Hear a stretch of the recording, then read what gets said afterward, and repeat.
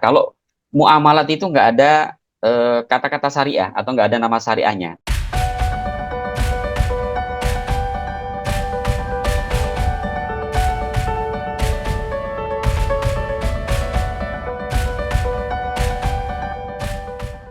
Bismillahirrahmanirrahim. Assalamualaikum warahmatullahi wabarakatuh. Waalaikumsalam warahmatullahi wabarakatuh. Alhamdulillah teman-teman semuanya, patut kita bersyukur kepada Allah Subhanahu wa taala atas segala nikmat yang Allah berikan kepada kita.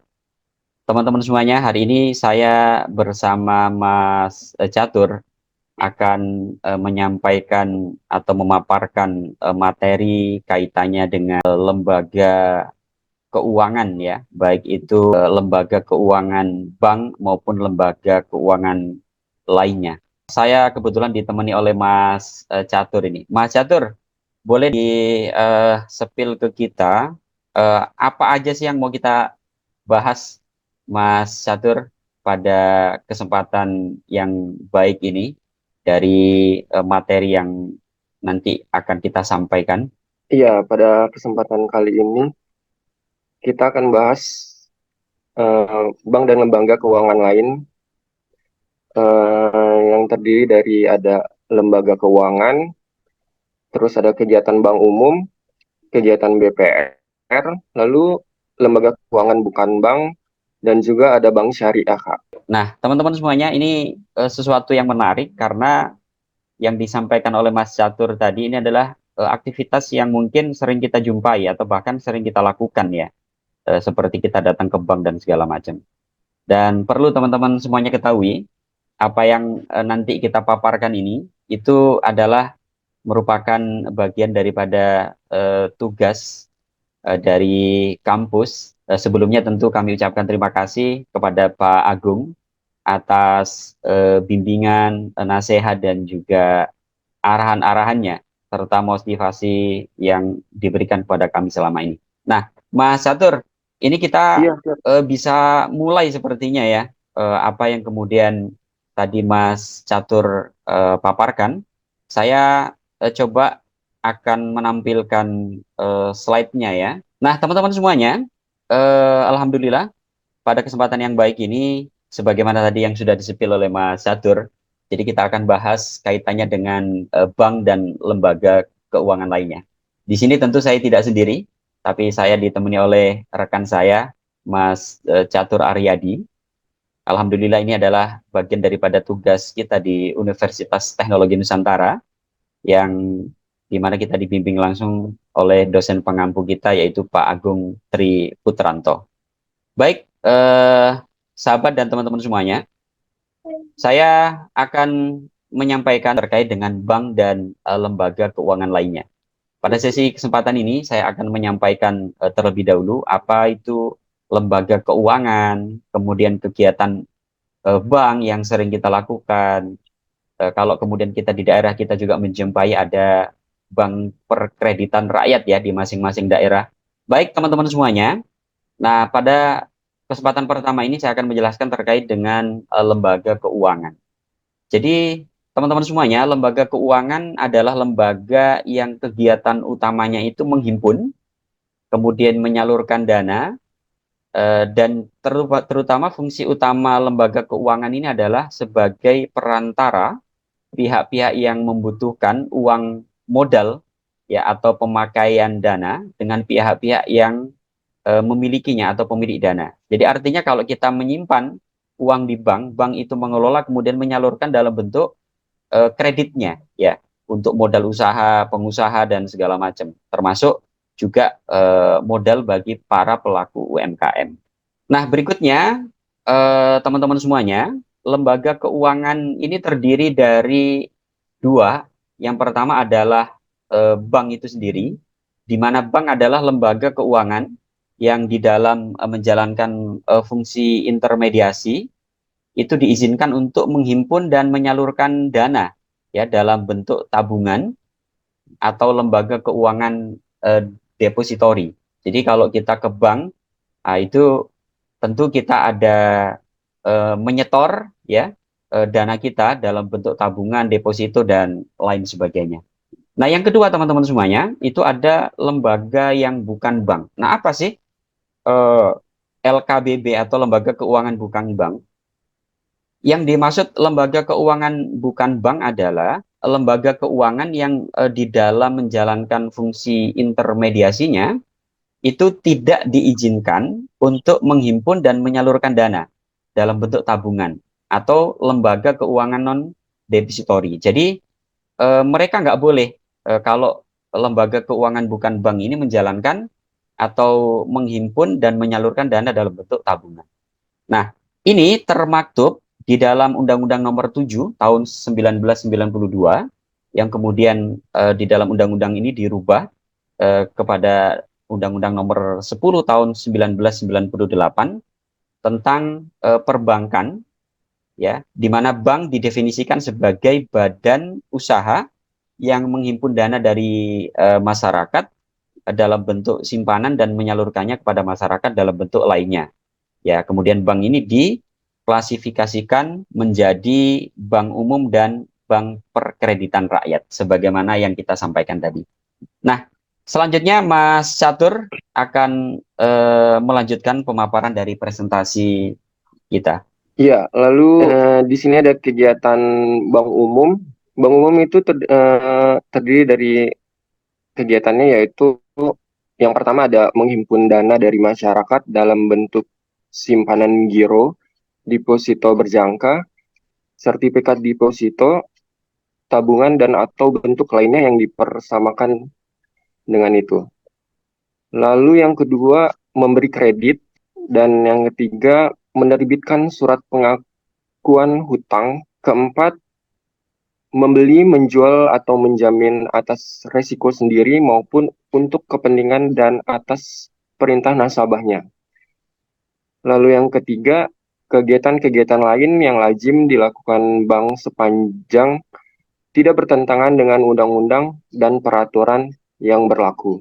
Lalu di sini kita eh, kegiatan yang tidak boleh dilakukan oleh bank yaitu terdiri dari melakukan penyertaan modal kecuali dalam hal tertentu seperti yang diatur dalam undang-undang.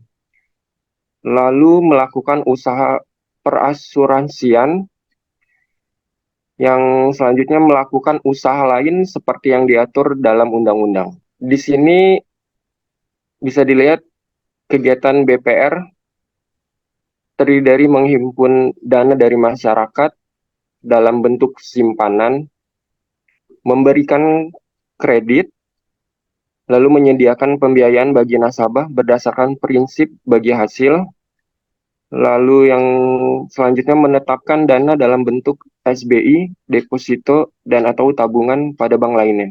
Baik, Mas Catur, saya akan lanjutkan.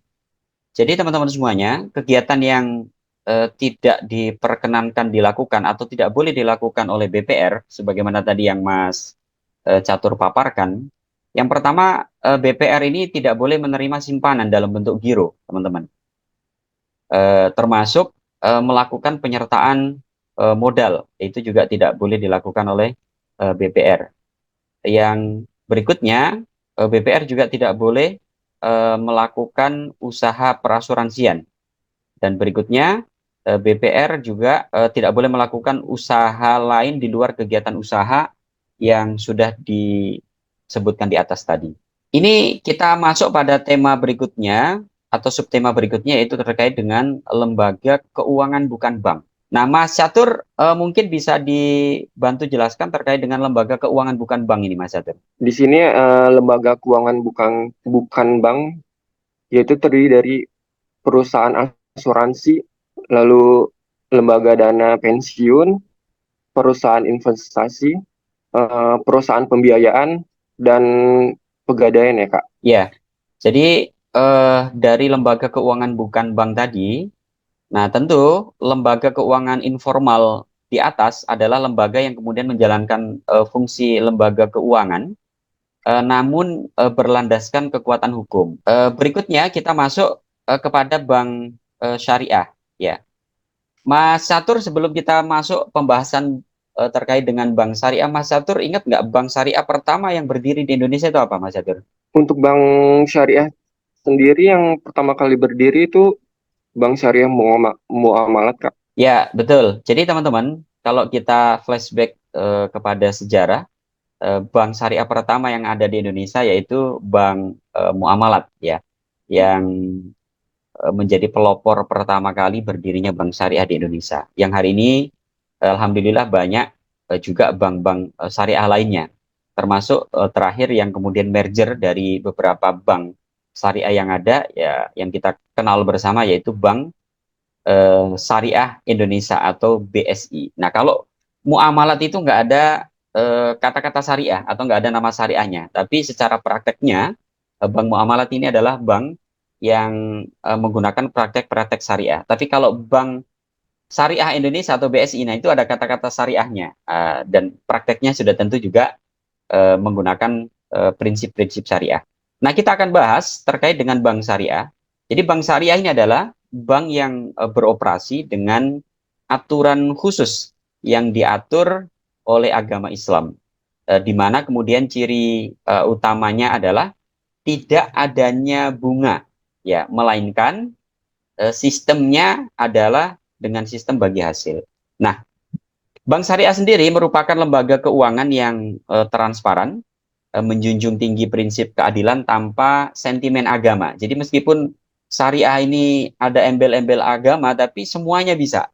Bahkan yang saya ketahui dari beberapa literatur yang ada, yang banyak menabung di bank syariah itu atau yang menyimpan deposito di bank syariah itu justru dari non-muslim. Ya, kenapa? Karena ternyata non-muslim itu ngejar dari sisi benefitnya, yaitu bagi hasil dari bank syariah itu ternyata lebih besar daripada konvensional. Nah, ini menarik, teman-teman.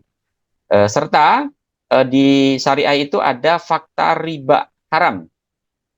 Ya, jadi ada kaidah-kaidah dan batasan-batasan tertentu yang harus dijaga di dalam bank praktek perbankan syariah ini. Nah, secara umum fungsi dasar syariah sama dengan bank konvensional. Jadi secara prakteknya pengelolaannya mirip-mirip ya. Jadi ada simpan, ada pinjam, ada modal, pembiayaan dan segala macam. Sehingga prinsip-prinsip secara umum pengaturan dan pengawasan itu berlaku juga sebagaimana yang ada di bank konvensional dan juga di bank syariah. Nah, namun teman-teman semuanya ada ciri khas yang kemudian menjadi karakteristik bank syariah ini yang sangat fundamental, yaitu terkait dengan bank syariah ini perlu ada penanganan tersendiri dalam hal pengaturan terutama mengenai jaminan, pemenuhan ketentuan dan ketaatan pada prinsip syariah dalam seluruh aktivitasnya. Khususnya pelarangan bunga bank tadi yang kami sebutkan di awal itu diganti dengan instrumen nisbah atau instrumen bagi hasil. Nah, selanjutnya Mas Catur bisa dilanjutkan. Dalam bank syariah juga kita ditentukan dengan landasan undang-undang. Berdirinya bank syariah adalah lahirnya Undang-Undang Nomor 10 1998 tentang perubahan atas Undang-Undang Nomor 7 Tahun 1992 tentang perbankan pada bulan November 1998 telah memberi peluang yang sangat baik bagi tumbuhnya bank-bank syariah di Indonesia. Undang-undang tersebut memungkinkan bank beroperasi sepenuhnya secara syariah atau dengan membuka cabang khusus syariah. Lalu di sini ada perbedaan bank syariah dan bank konvensional. Perbedaannya dari bank konvensional yaitu di sini bank syariah melakukan investasi yang halal saja. Lalu berdasarkan prinsip bagi hasil, jual beli atau sewa. Lalu yang ketiga, profit dan falah oriented atau kemenangan kedua belah pihak.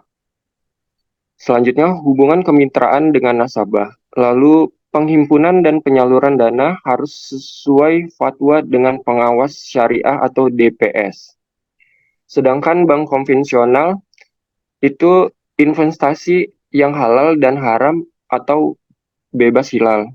Eh, Memakai perangkat bunga juga. Selanjutnya profitnya itu oriented. Selanjutnya hubungan antara debitur dan kreditur. Dan yang terakhir itu tidak terdapat dewan sejenis. Baik, terima kasih teman-teman semuanya dan juga Mas Catur. Jadi kita eh, setidaknya sekarang ini sudah lebih tahu ya, teman-teman semuanya, apa itu lembaga keuangan perbankan dan juga lembaga keuangan bukan bank. Bahkan tadi kita juga mendapatkan satu insight baru, di mana perbedaan bank konvensional dengan bank syariah itu sangat jelas ya. Mulai dari tadi hubungan, kalau di perbankan syariah antara perbankan dengan nasabah itu kemitraan gitu ya. Kemudian pendekatannya itu bukan pendekatan profit oriented sebagaimana bank konvensional. Jadi pendekatannya adalah bagi hasil. Nah, kalau bagi hasil itu ketika keuntungan bank syariah ini besar, maka bagi hasil kepada kita sebagai nasabah itu juga besar. Begitu ya, Mas Catur ya? Iya benar sekali Kak. Ya. Nah, adapun sebaliknya ketika kemudian bank ini secara apa keuntungannya turun, tentu bagi hasil kepada kita juga turun. Nah, ini berbeda dengan bank konvensional, teman-teman semuanya. Kalau bank konven itu dia pakai bunga, jadi langsung ditetapkan persentasenya. Nah, ini tentu secara prinsip keadilan dan juga mungkin barangkali pada aspek ketentraman ya, Mas Catur ya. Iya, Nah, jadi bank syariah ini insya Allah lebih aman, lebih menenteramkan begitu ya, dan juga lebih berkeadilan. Mudah-mudahan dari pemaparan kami ada hal positif yang bisa diambil dan juga bermanfaat bagi kita semuanya. Saya bersama sahabat saya, Mas Catur, mengucapkan terima kasih atas perhatian dari teman-teman semuanya. Kami dari mahasiswa Universitas Teknologi Nusantara mengucapkan banyak terima kasih. Assalamualaikum warahmatullahi wabarakatuh.